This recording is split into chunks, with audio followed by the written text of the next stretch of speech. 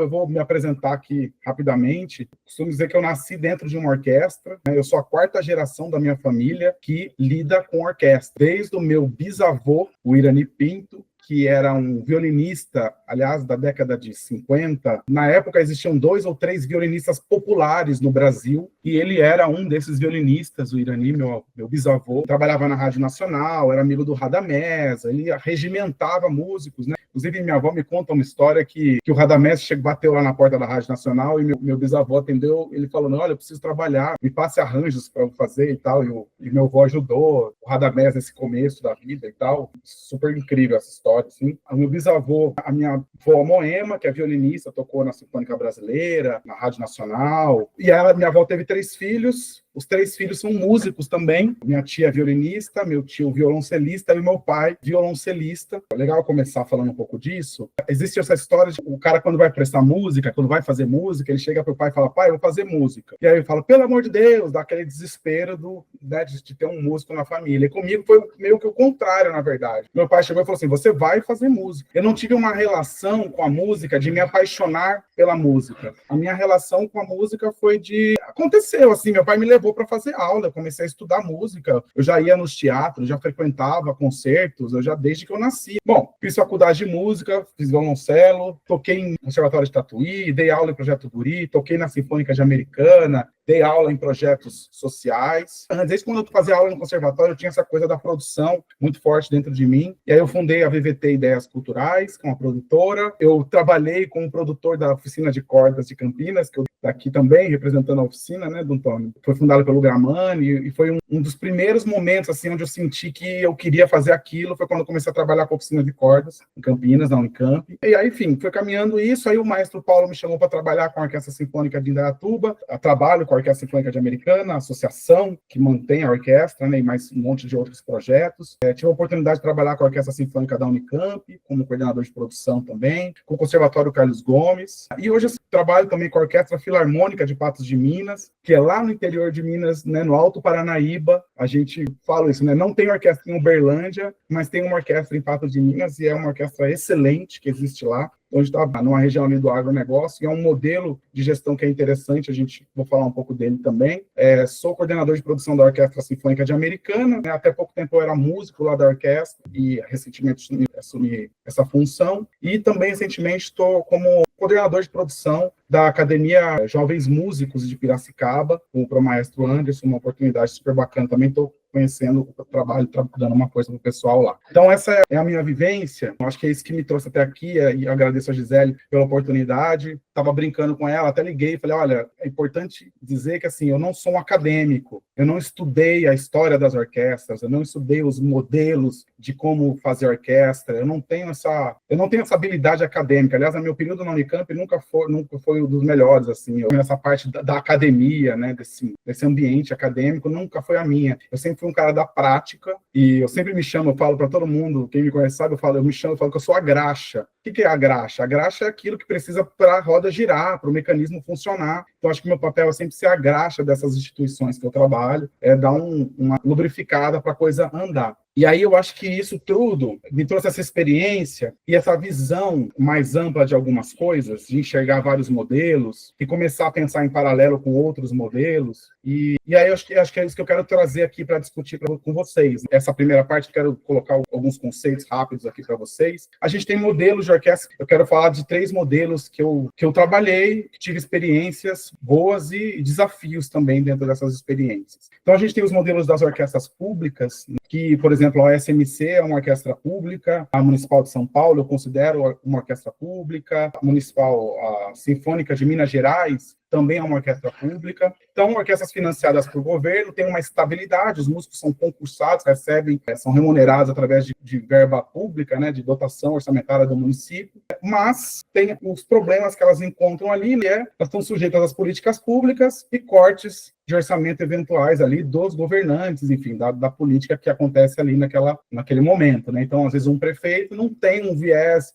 ou não consegue perceber, não tem a visão de entender a importância de uma orquestra para aquela aquela região, para aquela comunidade. Ele não, olha, eu vou cortar os gastos aqui, vou pagar só o que eu preciso, porque eu nem sei se eu quero que isso se perpetue, por exemplo, né? Acontece esse tipo de situação, você perde uma estrutura do funcionamento da orquestra pública, que é pagamento de solistas, cachês eventuais, uma estrutura para aluguel de partituras, e toda uma logística que é necessária, talvez extra, uma receita extra que precisa, além da folha de pagamento, para se manter aquela orquestra. Na verdade, existem dois modelos, né? O público e o privado. Aí, por exemplo, a Orquestra Filarmônica de Patos de Minas, que eu mencionei, é uma orquestra que tem um modelo privado. É uma orquestra que só recebe recursos privados de leis de incentivo ou de financiamento direto de empresas, que tem interesse ali em colocar a marca, colocar a identidade, ou até de ter um propósito, né? De contribuir com uma ação naquela comunidade, naquela região. Entende que a orquestra pode ser um viés ali para contribuir com a melhoria daquela sociedade,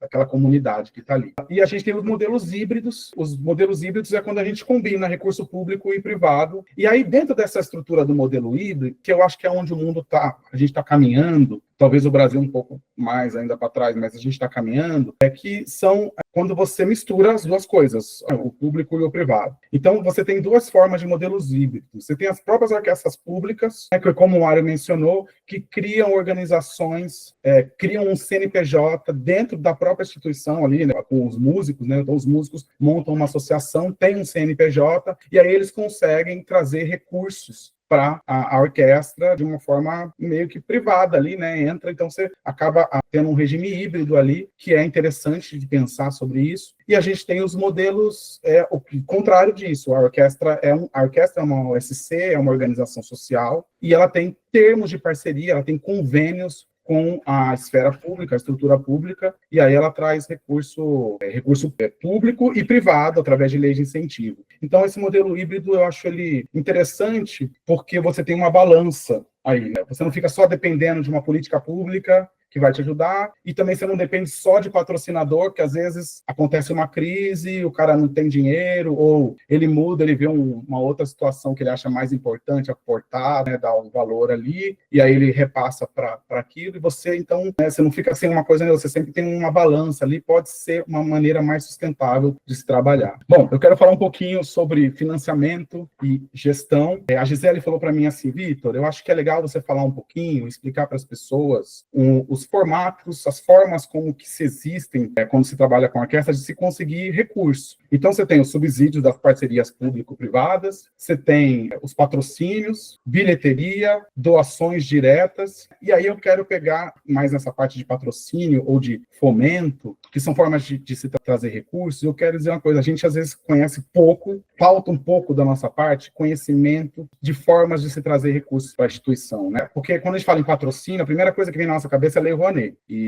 Mas existem milhões de outras formas de se trazer recurso. Mas, então a gente tem a Lei Rouanet, que é através do imposto de renda, né, de empresas ou da própria pessoa física. A gente tem o PROAC ICMS, que é um fomento estadual, através do imposto do ICMS. Então tem uma cota ali anual que você pode usar para trazer recurso também. Isso em São Paulo. Em Minas, você tem a LEIC, que é a Lei de Incentivo à Cultura, Lei Estadual de Incentivo à Cultura, que é meio ICMS, é o ICMS mineiro. Mais ou menos a mesma coisa, a diferença é que a lei ainda está um pouquinho atrasada na evolução da lei, né? A lei ainda está um pouco atrasada no formato dela, mas ela existe, ela funciona dentro da capacidade dela ali, limitada, mas funciona. O PROAC já é um fomento bem mais evoluído nessa parte, né? Aí a gente tem os editais. Os editais, eles são estaduais, federais, municipais. Então, veio essa onda agora da Aldir Blanc, o ano passado foi ali Paulo Gustavo, e aí são recursos que são destinados na esfera federal, e aí abriu-se uns editais na Funarte, abriu-se os editais no Estado, pelo PROAC. Esse ano, por exemplo, o PROAC Aldir Blanc, ele juntou o fomento do edital, mais o do Aldir Blanc, e fez um grande edital, assim, para a comunidade artística, e lançaram vários editais, a gente escreveu um monte aqui pela torcida, e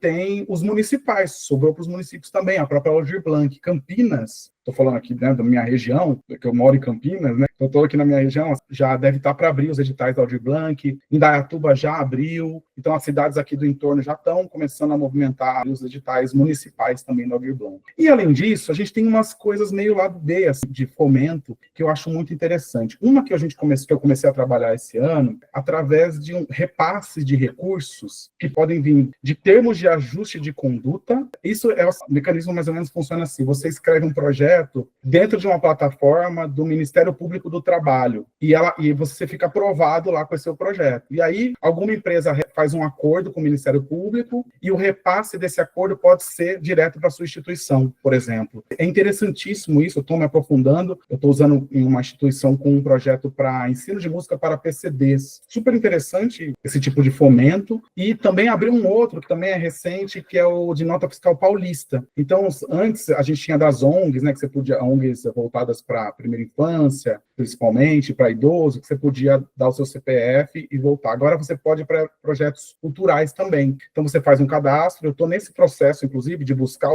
de fazer o cadastramento dentro do Estado, para que quando a pessoa dá o CPF dela, a pessoa faz um cadastro também, a pessoa que é interessada em doar essa nota fiscal paulista, né, aqueles centavinhos, ela faz um cadastro lá e a gente consegue ter o recurso, entrar, enfim. Então, assim, além disso, existem outras formas, existe a Associação dos Artistas do Estado de São Paulo, alguma coisa assim, mas a gente fez um projeto esse ano com a APA também, foi muito interessante, valor pequeno, mas assim, a gente vai dando tiro para tudo quanto é lado para sobreviver, né? Então, interessante que existem muitas ferramentas, elas estão aí disponíveis, é onde eu entro ali no item 2, né, da parte da gestão financeira, que não adianta você ter todas essas ferramentas à disposição e a gente não sabe usar. Então, elas estão ali, a gente não sabe como fazer, a gente não sabe como usar, porque a gente não tem equipe, a gente não sabe muito se organizar, não sabe entender e não sabem perceber que é muito importante, o momento é agora, a gente criar um setor dentro das nossas instituições para cuidar disso, sabe? A gente tem que olha, você agora vai ser responsável por isso, e para captação de recursos. Isso é um momento para a gente fazer isso, a gente está perdendo oportunidades de crescimento, de desenvolvimento da marca orquestra no nosso país, sabe? De fortalecer a orquestra, a palavra orquestra no nosso país. Porque quando uma orquestra é valorizada, todas as outras orquestras estão ganhando, né? Quando uma orquestra cresce e começa a aparecer, começa a tornar interessante, aí o cara que foi assistir lá em São Paulo ao ZESP, ele vai falar, poxa, achei tão legal, será que em Campinas tem uma orquestra? Queria ver se tem. Ah, deixa eu ver, lá no interior, será que em Limeira tem uma orquestra? Pô, tem. Ah, lá em Mogi Mirim tem? Tem. Então, sabe, você se amplia, é uma bola que vai crescendo positivamente. Então, equipe para fazer essa gestão, né? Controle de custos, planejamento, captação de recursos, administração de patrimônio, a importância de se haver isso, da gente entender isso. Bom, desafios econômicos. Então, dentro dessa estrutura, a gente passa por um monte de crise. Aliás, tudo isso que eu estou falando, gente, é a minha visão, e eu não estou inventando a roda, né? Não tem nada de novo nisso. E isso é um modelo business, é um modelo de negócio, é um modelo de uma empresa, como uma empresa deve agir, né? Deve ter seus setores, deve ter a sua equipe, sua divisão, né? O que acontece com as orquestras é meio isso, a gente se preocupa às vezes muito se a orquestra está completa para aquele programa. Não que isso não seja importante, isso é vital, mas às vezes, bom, eu vou chegar lá, eu vou chegar nessas questões ainda aqui hoje.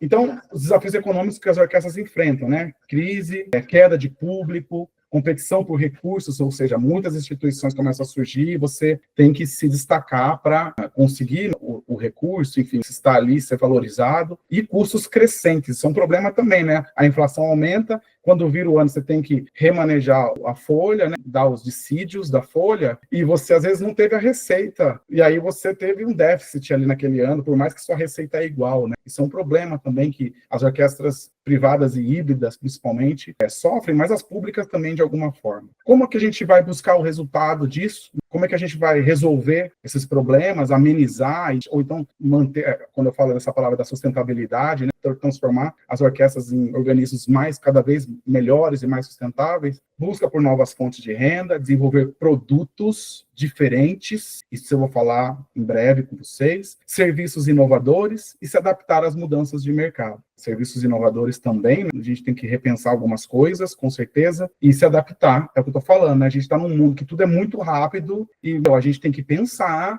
a gente tem que parar e se olhar e falar assim, gente, porque a gente não vai viver só tocando para ninguém, não faz sentido isso, não é nem lógico, nem justo, né? A gente tem que conquistar audiências. Bom, o que seria mais importante hoje para uma orquestra? Você ter uma infraestrutura administrativa robusta, eficiente, ou você ter músicos de altíssimo nível, com uma grande expertise, você vai ter um custo alto ali, né? São duas coisas, como o equilíbrio disso é o essencial. Eu vejo o caminho das orquestras, dos músicos, dos artistas, dos maestros desse ambiente, tratando muito de uma parte muito pontual dentro dessa estrutura, que é, tá faltando, eu preciso preencher a minha orquestra com mais músicos, né? Eu preciso melhorar a qualidade artística desse trabalho. A nossa administração é uma porcaria, aquilo ali não funciona, a gente não tem gente competente trabalhando do outro lado, por isso que as coisas não vão, né? Eu fico vendo essas reclamações e eu fico pensando que caminho é esse que a gente está tomando de só ficar reclamando e não entendendo o que está acontecendo, quando, na verdade, o cara do outro lado do administrativo está extremamente sobrecarregado, porque ele está sendo arquivista e fazendo a arte para o concerto dele, para os concertos, e está divulgando nas redes sociais o concerto da orquestra. Ele o cara o que faz a impressão das partituras é o montador da orquestra também, e tem que acompanhar e fazer registro, tirar foto para prestação de contas. Então, assim, você vê uma sobrecarga do outro lado que não está dando conta, mas que quando o músico olha, acha que o cara está desorganizado do outro lado, e uma coisa vai aumentando dentro da outra, e a gente está indo para um caminho muito esquisito. Eu não vejo isso de uma forma saudável, mas também faço isso, né? Putz, Victor, mas eu sei. Mas e agora? Mas é o que tem, né? Como que a gente vai mudar esse cenário, né? Eu acho que esse equilíbrio é essencial, a estrutura administrativa sólida, processos, gerenciamento, organização, equipes para trazer recursos para melhorar a parte do cara que está ali tocando também, para melhorar a relação com o público, enfim, isso tudo é muito importante, mas também, claro, investir em músicos, né, músicos com salários competitivos e com condições de trabalhos adequadas. Para dar condição de trabalho adequada, você vai precisar dessa estrutura com gestão, com expertise, né? Karina fez uma pergunta aqui, ela está perguntando se essa sobrecarga nas atividades ocorre mais em organizações públicas ou nas privadas também. Karina, não tenho know-how para dizer isso, mas eu enxergo problemas, assim, gritantes dos dois lados, né? Falta de visão, falta de entender a importância daquilo, ou às vezes é um desespero do cara mesmo. O cara fala, eu só tenho um dinheirinho ali que entrou para o meu projeto, para minha instituição privada, eu só consigo pagar 2 caras para fazer tudo, entendeu? É uma condição que acontece muito para administrar tudo. É uma situação que está posta aqui, né? Agora, aonde eu quero chegar como uma solução para isso, né? Então, vamos lá. Eu quero montar o seguinte cenário. O músico está lá, ele vai chegar para tocar no concerto, ele chega, a estante está meio quebrada, a cadeira dá dor nas costas nele, a luz está ruim, a partitura está mal impressa, está meio apagada, o cronograma chegou em cima da hora, ele nem sabia que tinha esse concerto, foi marcado em cima da hora, o regente estava meio perdido, não fez um ensaio estratégico, não organizou as etapas daquele ensaio. Cara, que chato trabalhar nesse lugar. Aí você vai ver o cara tá tocando todo morto ali, chato também. Eu vou dizer que quando eu tocava, em vários momentos eu me via nessa pessoa fazendo isso. E aí o outro lado, o arquivista, o cara que também tá todo mundo sobrecarregado e tá nesse sistema ali, enfim, vira uma bola de neve, que a coisa só cresce, é um ambiente só tóxico. Aí, abriu o concurso. Aí entrou a galera, só entrou músico. Ou seja, o trabalho da galera do outro lado só aumentou, porque agora é mais gente para lidar. Aí tá todo mundo feliz que abriu o concurso e entrou um monte de músico. Os caras lá atrás tá assim, meu Deus, e agora só aumentou meu trabalho, eu só vou... Aí a máquina não vai funcionar bem. O cara que já estava ruim,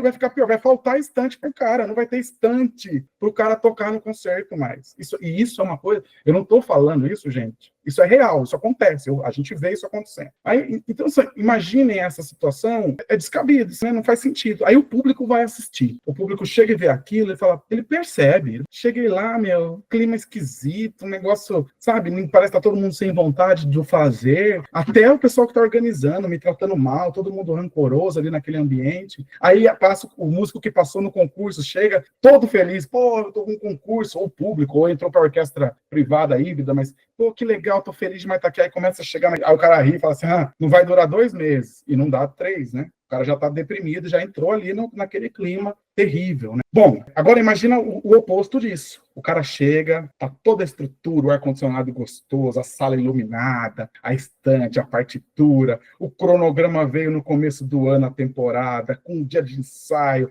que dia que é com solista, o maestro manda no mês, como que ele vai ensaiar cada coisa. Cara, imagina que coisa linda você receber isso, é uma organização, ter uma estrutura dessa, né? Mas para isso acontecer, rolou uma mudança ali do outro lado também. Tem uma estrutura para dar conta de fazer isso, para uma orquestra grande, inclusive, né? Então, aí você tem a bola de neve bacana. A tendência disso é só crescer. Por quê? Por que a tendência é só crescer? Porque aí o cara vai assistir o concerto. Primeiro, o ambiente já melhorou, as coisas já melhoraram ali administrativamente. Você já tem uma equipe de marketing funcionando, começa a divulgar os concertos bacana, o público vai, o público prestigia, chega lá, o músico tá feliz tocando, tá se sentindo bem, o público sai feliz, fala bem do outro, o teatro começa a encher, né? Aí aparece um patrocinador lá, o cara olha e fala assim, eu quero atrelar minha marca a isso, eu quero ter essa sensação, eu quero ter esse sentimento, né? E aí o que você está criando com isso? Dinheiro, você está fazendo negócio, está vendendo o teu produto. É isso que eu quero chegar, né? Agora a gente está falando de negócio. Esse é o meu negócio.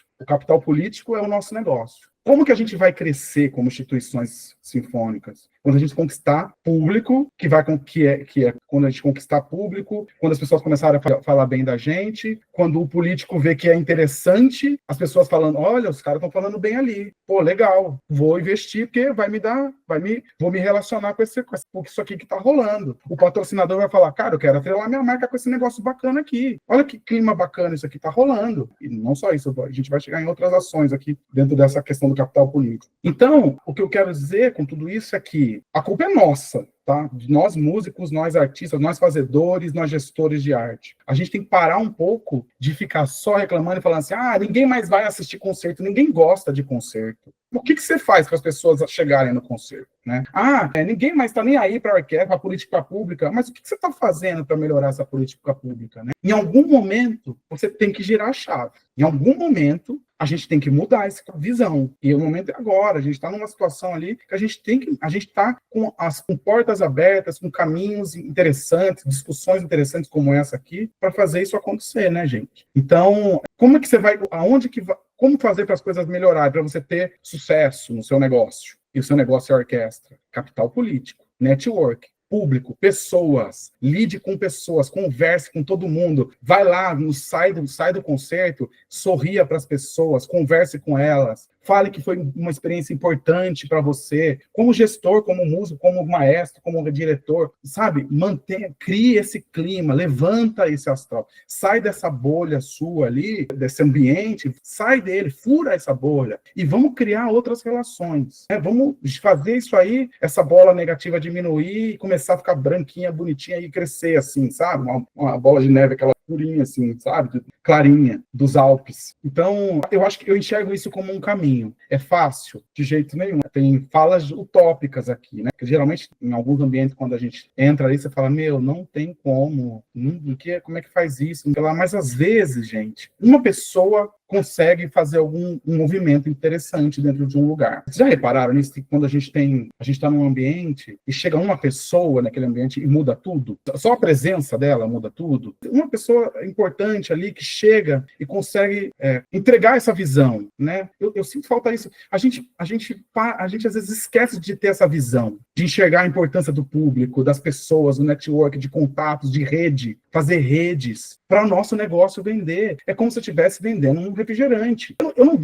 Eu posso ter o melhor líquido, o refrigerante mais gostoso do mundo, mas se a minha lata for uma porcaria, se a minha divulgação for uma porcaria, né? Para que adianta eu ter o melhor líquido? Né? Que adianta? Então, a gente tem que equilibrar tudo e saber fazer. E talvez o músico, aí o cara fala assim, mas eu músico, eu não tenho que saber disso. tem que saber. E a culpa é sua de não saber também. Você está ali nesse meio. É seu papel como artista, como músico, interiorizar essas questões. Saber que isso acontece. Saber da importância disso. Eu falo uma coisa. Unicamp, fiz Unicamp. Não sou acadêmico. Não quero falar mal da Unicamp, não é isso. Mas eu tive traumas na academia em geral. Assim, a gente não fala. O músico chega, ele quer tocar, e ele sai de lá achando que está tocando, ou sabe que nem está tocando também, mas e sai com um sonho de tocar em orquestra e sentar numa cadeira e fazer música. E só. Ele não há uma expansão das possibilidades. Né? A gente não fala sobre isso. A gente não fala sobre negócio. Tinha que ter dentro da faculdade uma matéria. Olha, negócios. Vamos falar de negócios com música. Vamos trabalhar, vamos fazer você ganhar dinheiro, você enxergar o público, você enxergar como fazer, né? Enfim, fica a crítica aqui para a gente refletir, mas voltando a essa coisa do capital político, da construção dele, né? 3 pontos interessantes aqui: engajamento da comunidade, né? Então, a gente entende que o organismo orquestra, eu estava pensando nisso, né? Eu fiz um concerto com a Baby, lá na Filarmônica de Patos de Minas. A Baby do Brasil, a Baby Consuelo. E a Baby é malucona. Nossa, super malucona, sim. Super. Vocês sabem, né? Vocês devem ver aí as polêmicas da Baby. Mas, cara, eu achei uma fala dela que eu nunca tinha parado muito para pensar. E ela falou isso com tanto amor. Ela falava assim: uma orquestra é um organismo, assim, é uma coisa que, assim, é onde você tem todos os timbres, praticamente milhares de timbres, milhares de sons, milhares de harmonias, e isso te abre para possibilidades. Não existe outro equipamento como esse para se fazer música. Tão amplo, com tanta diversidade. E aí, se a gente tem isso, a gente tem uma ferramenta poderosíssima, que dá para fazer muita coisa. Então, a gente precisa começar a pensar que a gente precisa ter produtos e espalhar eles. Então, eu vou comentar algumas situações aqui, né? Então, engajamento da comunidade, criação de programas de educação musical, projetos sociais para aproximar a comunidade da orquestra. Então, começar a abrir polos de ensino de música pode ser uma possibilidade. Eu sei que as orquestras públicas têm alguma dificuldade até para desenvolver isso, mas talvez como associação, dentro da organização, não seja. O cara escreve um projeto ali para a associação que comece aulas de música em regiões da cidade. Isso pode atrair isso vira capital político de alguma forma para a instituição. A orquestra, mesmo sendo pública, é uma nova forma de capital político, por exemplo. Né? Diversificação de ações, oferecer conceitos inovadores, eventos multidisciplinares, experiências interativas para atrair novos públicos. Essa coisa da interação, gente, a gente está entrando. O ano que vem, eu tô com a minha cabeça aqui, ó, essa coisa de fazer interação, de propor ações interativas com o público, de globalizar, a gente vai ter que pensar nisso. Não pode ficar só na... E quando eu falo isso, eu não estou falando de coisas popularescas, de tratar a orquestra como de fazer música, talvez assim, música ruim, eu chamo de música ruim, um conceito, porque esse conceito, tem um conceito para mim de música ruim, que é música mal feita, vou chamar, é isso que é música ruim. Então, de fazer uma música sem preocupação, quando eu falo de música ruim, né? Mas a gente, pelo contrário, a gente fazer, sabe, uns eventos sofisticados com um artista, um evento voltado para uma vertente da música brasileira, ou de filmes, você faz uma coisa diferenciada dentro da temporada, isso atrai novos públicos, isso traz network, é isso que eu estou falando. Né? Então, a gente não precisa trabalhar com coisa ruim, dá para fazer coisa diferente e bem feita. Construção de rede, né? Estabelecer parcerias, promover ações, eu promovo muito nos meus projetos, ações de músicas na comunidade, então que a gente leva concertos em bairros afastados, em igrejas, em salões sociais, e aí a gente faz uma coisa super bonitinha, bacana, assim, bem feita, com um grupo reduzido da orquestra, mas fica bonito, sabe? Legal de fazer. E você leva isso para essas comunidades de uma forma que seja simples, prático, a montagem, a organização daquilo, e às vezes você levar uma mega orquestra para tocar numa igreja, você não cabe, não tem estrutura, aí fica todo mundo bravo, nervoso, que não tinha espaço para tocar, nada a ver, sabe? Às vezes, e não é isso que essas comunidades, às vezes, a maioria das vezes estão querendo, elas estão querendo receber, ter o primeiro contato, e você fala, olha, quer ver uma orquestra grande? Vamos lá no concerto? E aí você está falando de negócio. Só para dizer que tudo isso para mim é negócio.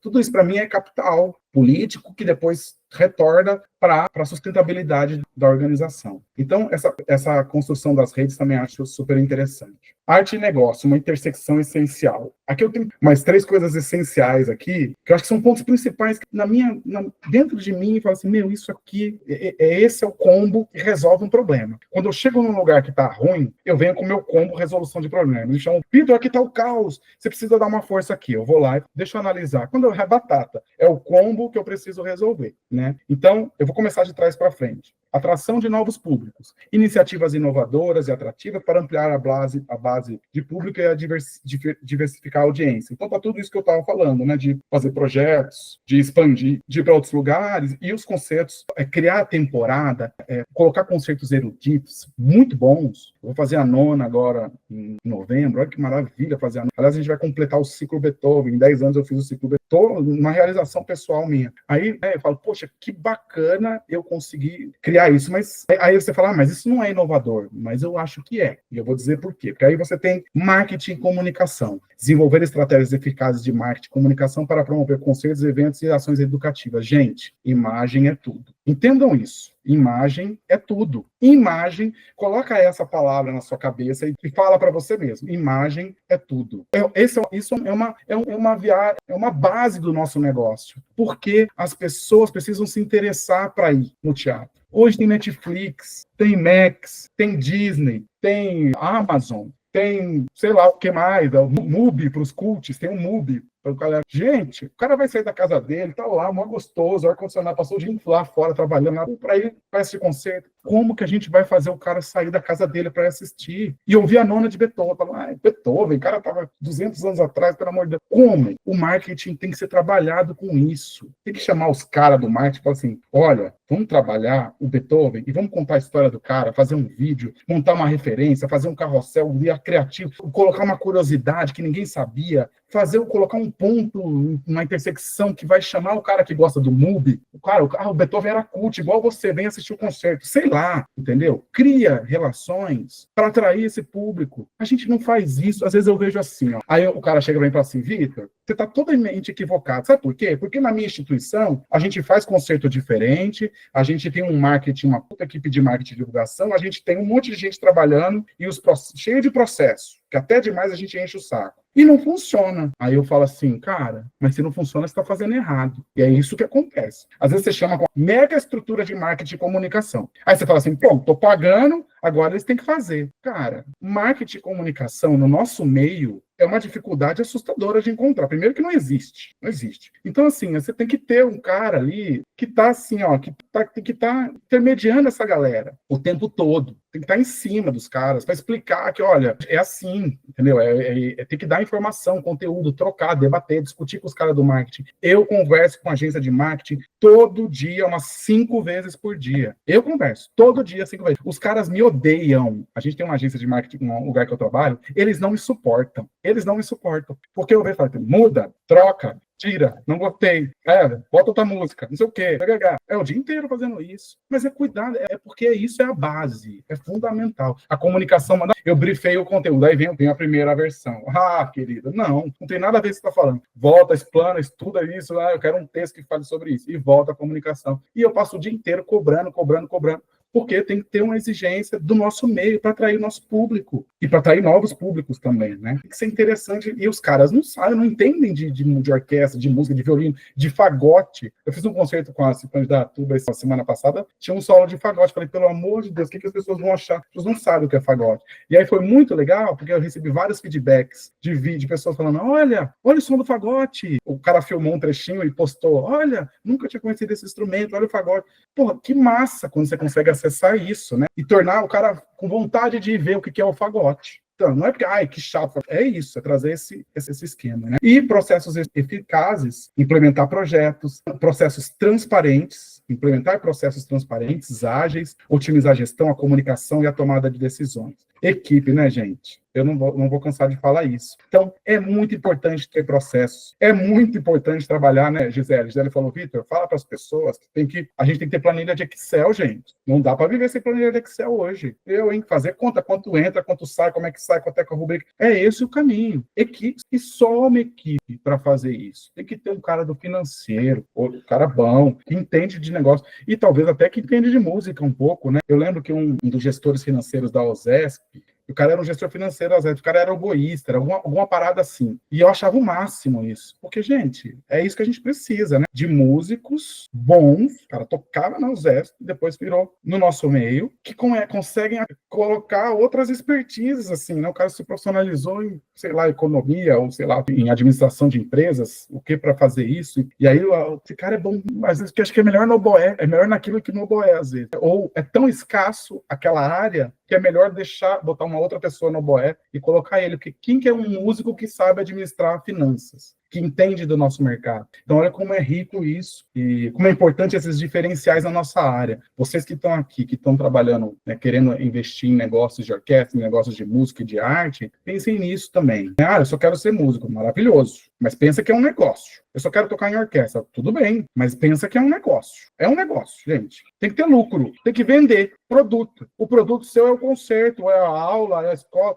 Isso vende como? É dinheiro? Assim, não é dinheiro. É o capital político. É isso que vai dar sustentabilidade para você. Ponto. Entendam isso. Né? É dinheiro. Porque quando você tem sustentabilidade, quer dizer que você está bem ali, que a coisa está funcionando, né? Nossa, falei demais, deixa eu ver. Aqui, impacto de tecnologia, então só quero reforçar rapidamente essa coisa das redes sociais, né? Então, presença online, engajar público. As redes sociais é um negócio maravilhoso para a gente, eu uso muito, para mim, é a ferramenta mais importante para a gente divulgar. Plataformas de streamings, né? O canal do YouTube, tem que estar em todas. E acho legal essa coisa de criar redes com a rede, porque a gente tem agora essa globalização, essa coisa dos blogueiros, a galera que tem 1 milhão de seguidores, 1.000 não sei o que lá, aí você tem aqueles canais que divulgam turismo na cidade, gastronomia, e não sei o que lá. Vá conversar com esse povo, seja amigo dessa galera, e fala assim, dá um desconto para mim, o cara fala, eu cobro 500 para fazer uma postagem. Cara, eu sou de uma orquestra, eu de graça, me faz um desconto aí, eu sou o homem que pede desconto para aparecer com esses caras, e coloco minha realidade. E os caras gostam de mim, a gente vai trocando, a gente conversa, chama, convido para os concertos, e eu estou o dia inteiro falando com gente, o dia inteiro me comunicando com pessoas de todos os tipos, para fazer a máquina funcionar. Então é o cara lá que tem uma blogueira, que eu acho uma figura, e ela não sabe de nada, enfim, é meio louco, mas a mulher tem 100 mil seguidores, é surreal. Eu falo assim, gente, eu acho o blog, assim, eu falo do canal dela, eu falo, meu, nada a ver isso, mas, gente, a mulher posta lá, e ela me adora, ela posta lá, e bomba os concertos. Então, assim, maravilhoso, estamos aí, né? Então, às vezes, não tem nada a ver com o estilo das coisas que ela posta, mas ela gosta da gente. E aí ela ajuda, vou divulgar, vou soltar lá, vou fazer uma matéria, aí faz um vídeo e tal. É o máximo. É super legal tudo isso. É criar redes com a rede, né? Então, juntar todas essas possibilidades. Marketing, jornal, imprensa digital. Imprensa digital, é isso. Imprensa digital, essa palavra. De juntar essa galera para fazer o negócio para crescer, assim. Você tem que estar em todas. Você tem que marcar território. Chato, trabalhoso. Às vezes não é chato, eu acho uma barata, na verdade, né? Mas tem gente, mas é cansativo. E às vezes te dá uma estressada, né? Lidar com recurso humano, lidar com pessoas, tem que ter um psicológico. Enfim, todo mundo aqui deve saber um pouco disso. Acho que todo mundo aqui é das artes e a gente lida com o humano, né? Deve ser a maioria. Mas, então, a gente sabe como é cansativo isso. Projetos de educação, né? Um outro braço, né? Fazer e mostrar que fez. Então, expandir ações educacionais, eu acho super importante. Então, eu estou abrindo esse projeto de ensino para PCDs, eu estou abrindo polos na cidade, oferecendo em periferias, em regiões centrais, às vezes até em regiões melhores da cidade, mas enfim, eu estou mostrando o trabalho, eu estou mostrando o que está acontecendo, eu faço foto, vídeo, eu levo um cara para mostrar que o negócio está acontecendo, eu apareço, né? E eu acho legal também essa coisa de que aí, porque isso tem muito do social, e aí parece que eu tô falando assim, nossa, você está falando isso só para atrair patrocinador. Não é, né, gente? É que o foco aqui hoje é isso. Mas os programas tem a parte também bacana de ter você mostrar um músico que começou ali e hoje é profissional da orquestra, da mesma orquestra que você trabalha. Eu tenho histórias assim, o cara começou no projeto social e hoje está tocando na orquestra. Que coisa maravilhosa, eu acho, para mim é maravilhoso, mas eu vou aproveitar disso como capital político também. E a formação profissional, né? Também tem esse meio termo, de não é só social e nem só profissional, mas ter a profissionalização. Então, você pega a galera que começou ali no social, aí os que começaram a melhorar, eu vou pegar essa galera e vou falar, vou te dar uma bolsa, você vai estudar, você vai tocar na orquestra jovem e você vai melhorar aqui, a gente vai formar você no futuro, ou não é obrigação formar, mas você vai criar uma relação mais ali profissionalizante com aquele ambiente. e os projetos comunitários, que a gente já falou, né, levar música às comunidades. Aqui, um resuminho, né, das perspectivas futuras: inovação, explorar novas tecnologias e formatos, criar experiências inovadoras, atrair novos públicos, estabelecer parcerias com artistas e promover eventos multidisciplinares, sustentabilidade, né, modelos de negócios sustentáveis que garantam a viabilidade das orquestras a longo prazo. Estamos falando de administração robusta. Diversidade, promover a inclusão e a diversidade da música clássica, incluindo diferentes estilos, culturas e origens. Também está dentro desse foco da diversidade, de como pensar, né, que a orquestra não precisa ser, e não deve ser, do meu ponto de vista, só para se fazer Beethoven e compositores. E a gente tem que oportunizar os artistas locais, artistas renomados, compositores novos, arranjadores de música brasileira. O caminho é esse para a gente ganhar capital político. Aí eu quero falar um pouquinho de estudo de caso. Eu coloquei aqui as 3 principais orquestras no Brasil, na minha opinião. Então tem a USB e a UFMG, e, enfim, são grandes orquestras que funcionam, tem público, super foda, eu me baseio neles, eu acho massa pensar neles como onde eu quero chegar na vida, assim, né? Meu sonho, estabelecer uma OSESP na minha vida. Mas, e aí, eu quero fazer uma relação aqui. Eu fiz um estudo rápido no site dessas instituições, e aí eu vi uma coisa: o administrativo dessas instituições, essas fundações, essas organizações, é praticamente 1 para 1. Ou seja, você tem uma pessoa no administrativo para cada músico integrante daquela orquestra, daquele grupo. Então, você imagina a relação de importância que essas instituições enxergam nisso tudo que eu estou falando de aqui. Então, será que é por isso que funciona, né? Claro, tem problemas, o OSESP, o OSB deve ter seus vários, a gente sabe, inclusive, de algumas situações que existem lá, e a gente tem muito problema, mas é o que a gente tem hoje de melhor, são essas 3, onde a gente tem, né, o norte que a gente olha aqui, né, que a gente frequenta, assiste, conhece também de perto, né, tem mais uma relação com cases de sucesso mesmo, né, no Brasil. Eu acho interessante ficar essa reflexão para vocês. O administrativo dessas instituições é quase 1 para 1.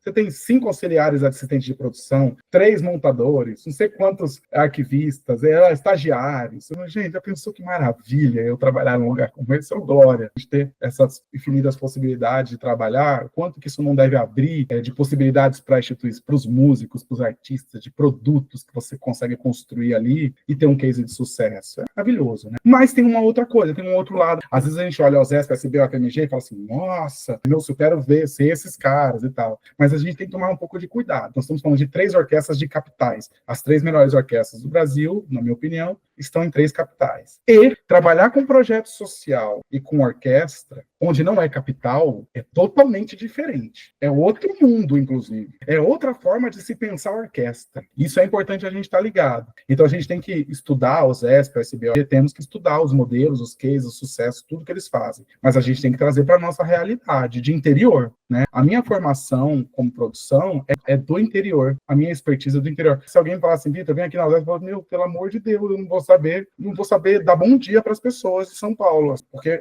é outro jeito de lidar. É outro cotidiano que essas pessoas têm. E aí é outra forma de se fazer network, é outra forma de se conquistar capital político, é outra forma de engajar os públicos, as pessoas, os formatos, né? Então, vale a reflexão também com isso. Vocês que estão aqui, pensem nas cidades onde vocês trabalham, nas orquestras que vocês trabalham, ou organizações sociais, ou nos equipamentos artísticos que vocês lidam. Pensem sobre eles e encontrem as particularidades da região onde vocês estão. O que vai atrair aquele público ali? Dentro, entendendo que você é uma orquestra, ou que você é um projeto social, enfim, que você está conectado com a música de concerto, de alguma forma. Como você vai vender o seu produto e como você vai criar o seu produto.